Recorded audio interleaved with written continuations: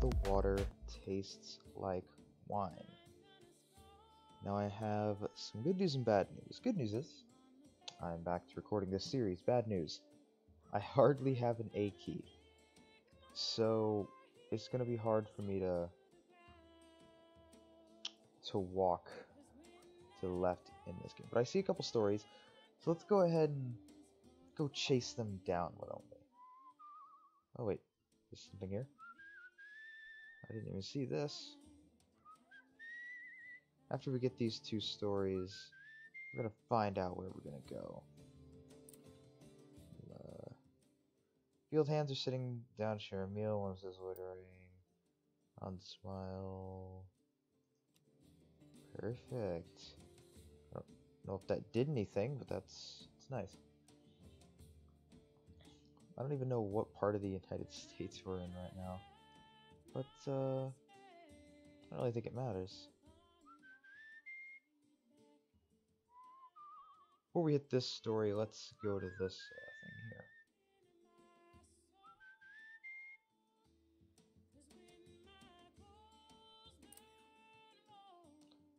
Barn seemed abandoned, yowling of cats. Today, Dad isn't working down here today. Alright, get some sleep, that's nice. Let's see what this is. Surrounded by fields of corn and rye, a small farm lies fallow. Its tiny stable crumbles into disrepair, and foxtails sprout from its fields. Inside, the sunlight filtering in through two small windows turns to hazy gray shafts in the thick dust that blankets the interior. There's not much in the way of furniture, but on a rustic kitchen table, a handwritten note catches your eye. Never opened. It's addressed to Martha and unsigned. Her name is written in the stiff letters of a man for whom literacy is more a formality than habit. If you find this, I'm already gone. Don't come looking for me. Rest is scratchy spirals and circles of halfway readable writing about the noises from the cellar and the hunger in the darkness. The cellar door at the edge of the abandoned kitchen calls to your attention. Well, I would walk away, but what's the worst that could happen? The door is unlatched.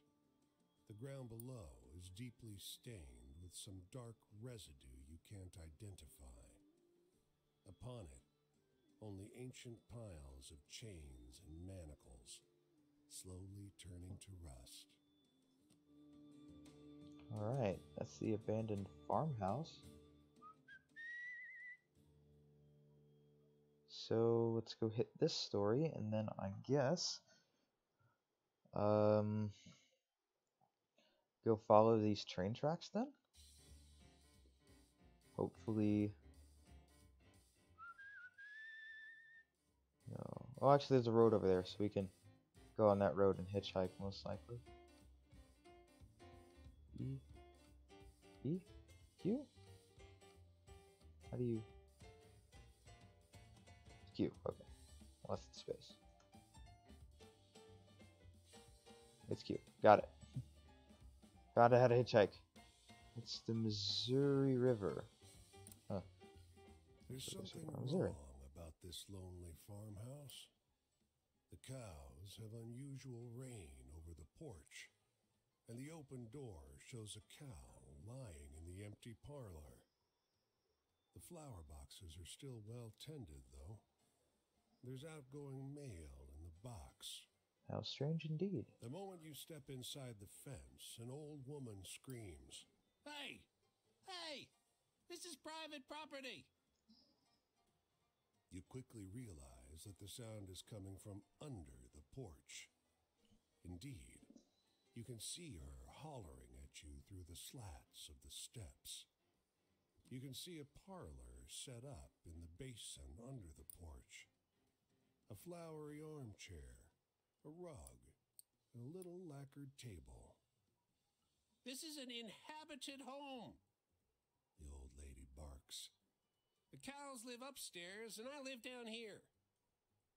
Above, a cow thumps its hoof. She twitches and startles.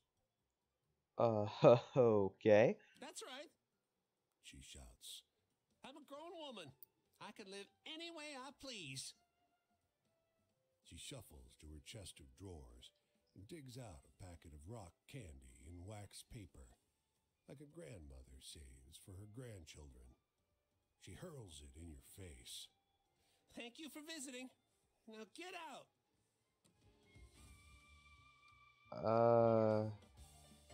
Well, that's a way to live. That's intriguing. Yeah. So, let's get back on the road with our skeleton self. Let's, hitchhike. I don't know if you can hitchhike while you're walking. I guess we'll find out.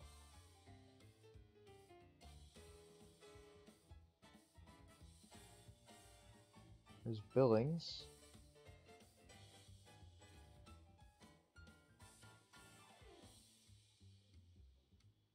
So I guess we'll just hitchhike until we get something.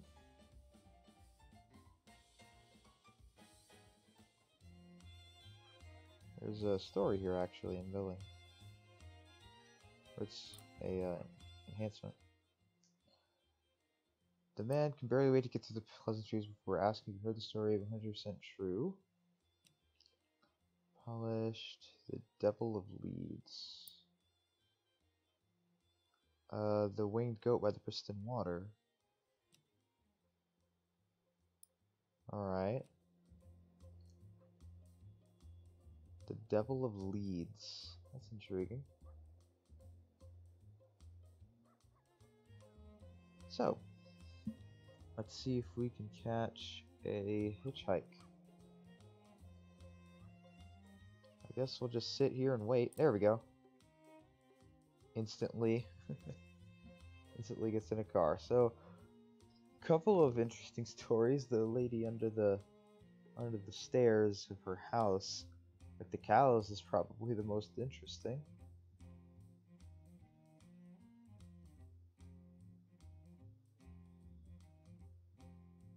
There's a story right there. Let's see if they'll drop us off here, though.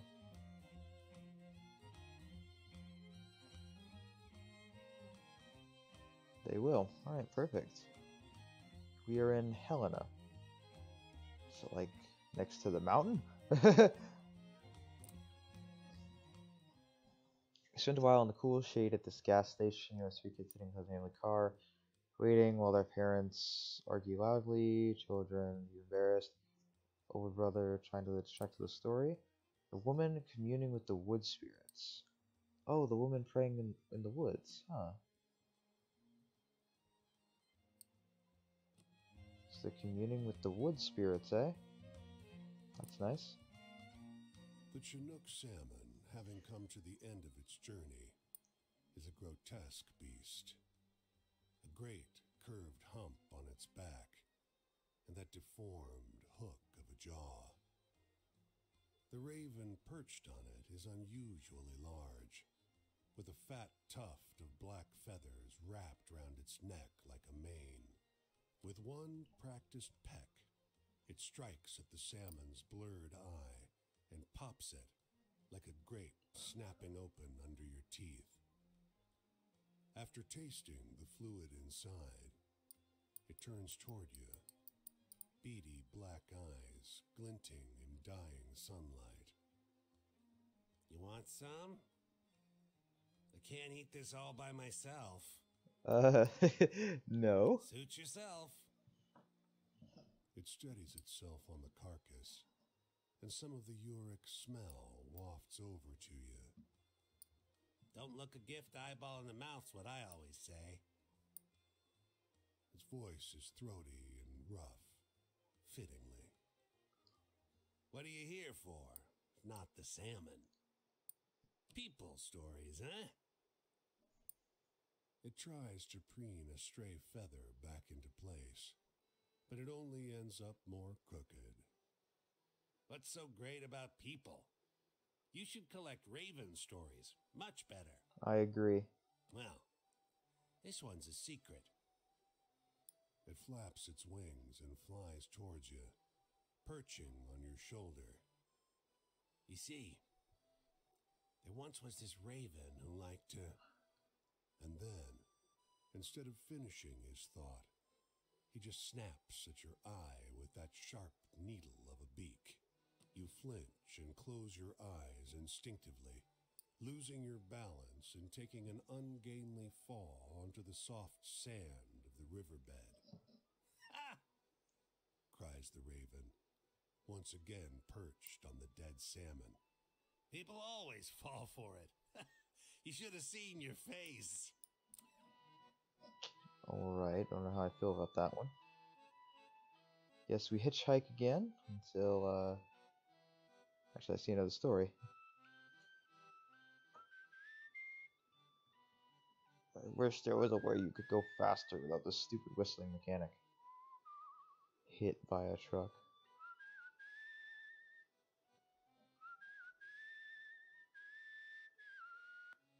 I don't get how the whistling mechanic works.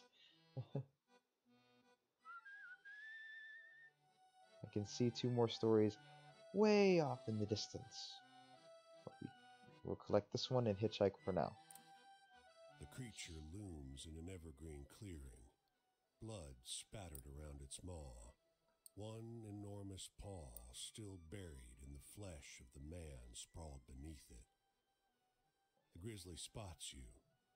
Even at this distance, you can see its yellowed fangs. Slowly, deliberately, it begins to advance on you. I mean, I think I'm gonna survive the situation regardless, but I don't think grizzly bears can climb trees, right? A knot in the trunk gives you a handhold, and you haul yourself up to the safety of the branches. The grizzly circles your tree several times, but makes no move to climb it. Eventually satisfied you pose no threat, it wanders off. You are alone with the dead man. Beneath the terror of his final expression lurks surprise. The bear will return, or else the crows will take him. He belongs to the earth now. A branch snaps. Your pulse jumps. The forest does not want you here. The bear that preys on travelers, that was creepy. We're in Montana. I didn't see what state we're going into now. I'm just gonna hitchhike right here. See if cars are coming.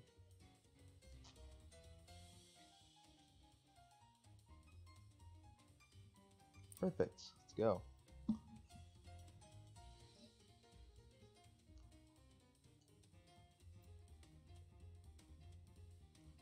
So we hitchhike.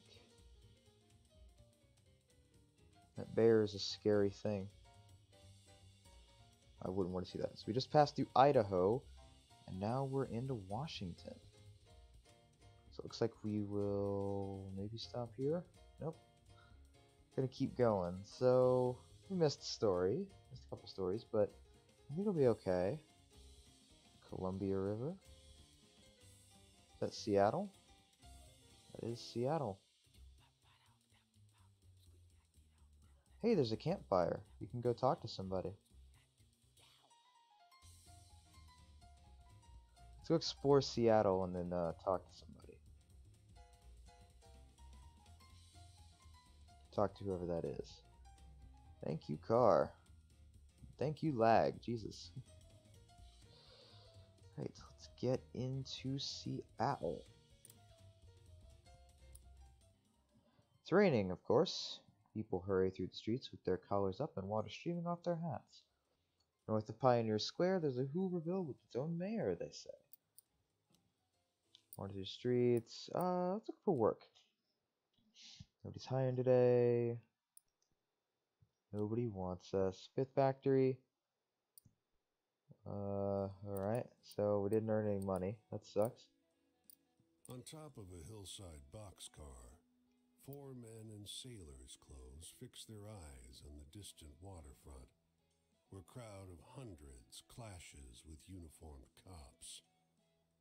From this far, the sound resembles some loud, tenacious animal. After a while of silence, one of the men responds. You notice his bruised eye. Waiting on the police to deal with those strikers so we can get back to work. The man clenches his fists. Hey, mind your damn business. One of those bastards dragged me off the pier and... The police open fire into the crowd. As the shots ring out, the character of the sound changes altogether into terror and pain. Oh, fuck this. Bye. No point dying for a day's work. The man crawls to the edge of the boxcar and hops off. The sound of gunfire continues all across the port, but the dense picket line remains unbroken. Ouch. That's, I want to leave Seattle real quick. Let's hear a story, though. Long black car crawls in front of the hotel, says it with an extravagant hat and coat, followed by a whole crowd of hangers-on. She's a singer and actress. Look at his face. To your surprise, you recognize the story she's telling. In a sharp transatlantic accent, she's telling everyone partying at the brothers sought on it for 50 years, and their spirits still search today. It's clear this way the two brothers who wanted seeking on for 50 years have changed in a few entertaining ways. Isn't it something?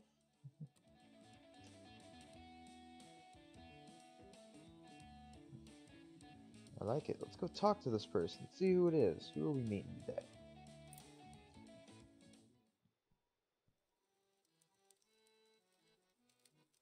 Whoa.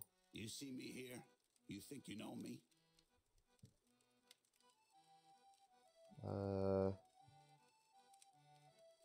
I didn't start out in the gutter. I was raised right. Mama taught me to read off the Bible. Thought I'd save up my nickels for the collection plate and buy story rags instead. That smell of wood and paper. Anyhow, you got any stories that end looking up? I miss those hopeful ones. I think I have a few. No.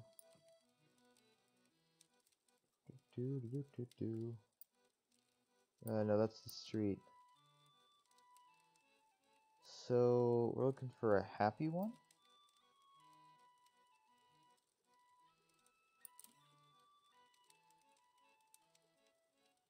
Let's see.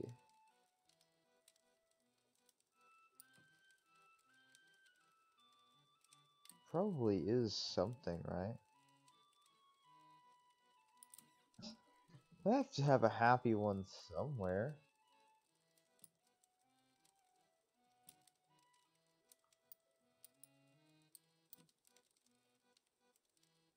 That's kinda happy, I guess.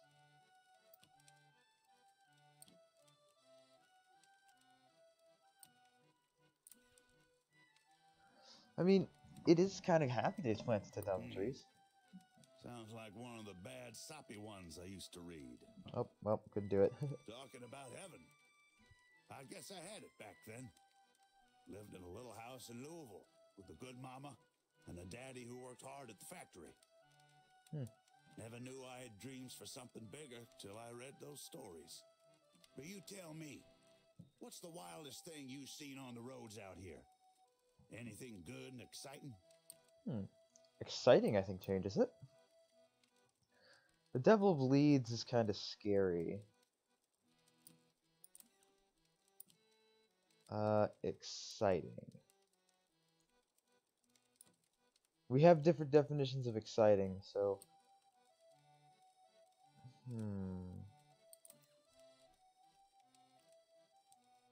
Taxi that shows the future, maybe? My blood's pumping. I That's the kind I used to like as a boy. There we go, I got one of them. My future. I didn't know then, but my future was all spelled out in those rags. But you know, the books I miss the most is the hopeful ones. Got any of those? Not particularly. The only one I think I could try is the guys. That's kind of hopeful.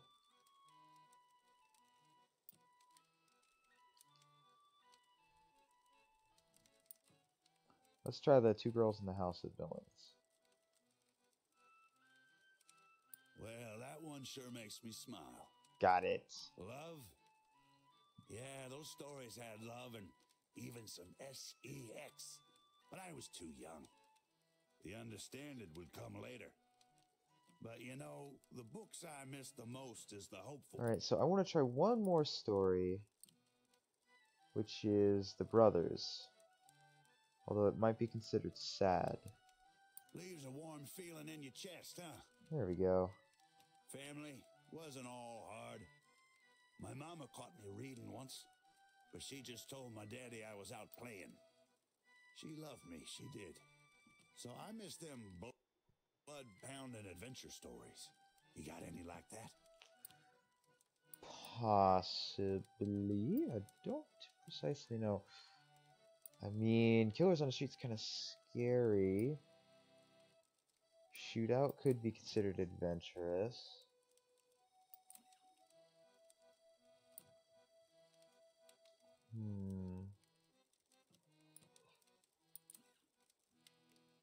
The Hunting Bald Eagle sounds adventuring and blood pumping.